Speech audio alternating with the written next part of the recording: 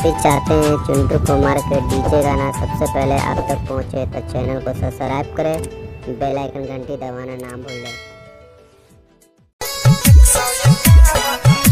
आप सुन रहे हैं डीजे चिंटू कुमार।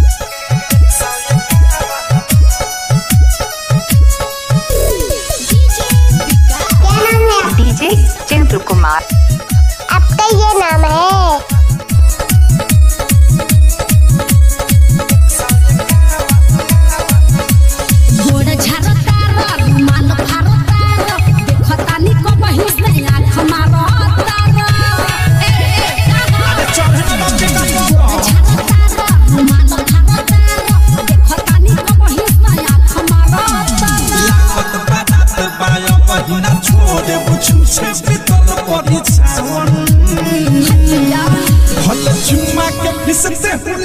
आप सुन रहे हैं डीजे चिंटू कुमार।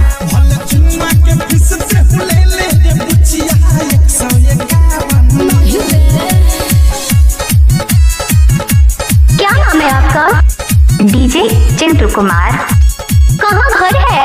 तुर्की मीनापुर। आप सुन रहे हैं डीजे चिंटू कुमार। आपका ये नाम है।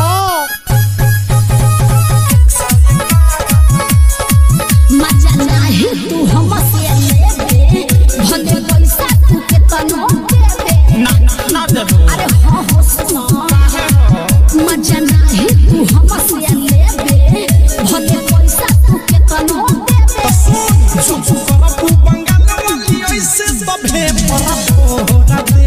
मोह संभाल के बोला। साउंड के तार धके हाथे दुनु तोरा दे।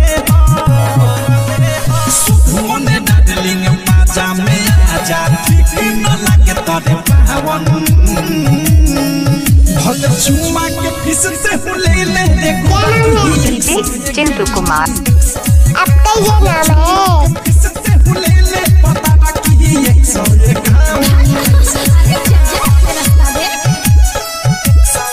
क्या नाम है आपका? डीजे चिंटू कुमार। कहाँ घर है? तुर्की मीनापुर।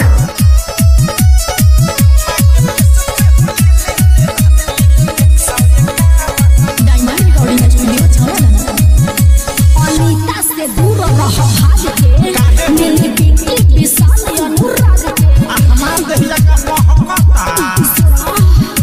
अनीता से दूर रह भाग के, मेरी बेटी विशाल अनुराग के। आज भोटे न जाई भोटे दत तोरे में लहक जाई। हाथे दे लखदा बनोए कान्हे पध के भाग जाई। अवधि से प्रेमी बात तैया दे भोटे रात के भोटे लतावन। भले चुमा के फिस आप सुन रहे हैं डीजे चिंटू कुमार। भले चुमा के फिस से हुलेले मन रखनी 151। गोड़ झरता रुमाल फारता, देखता नी को बहिस नहीं आँख मारता। चढ़े ना बिना झरता रुमाल फारता, देखता नी को बहिस नहीं आँख मारता।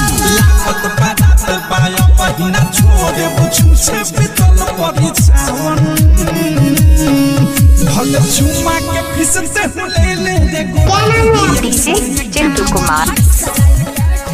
आपका मोबाइल नंबर क्या है? 80 03 50 22 19।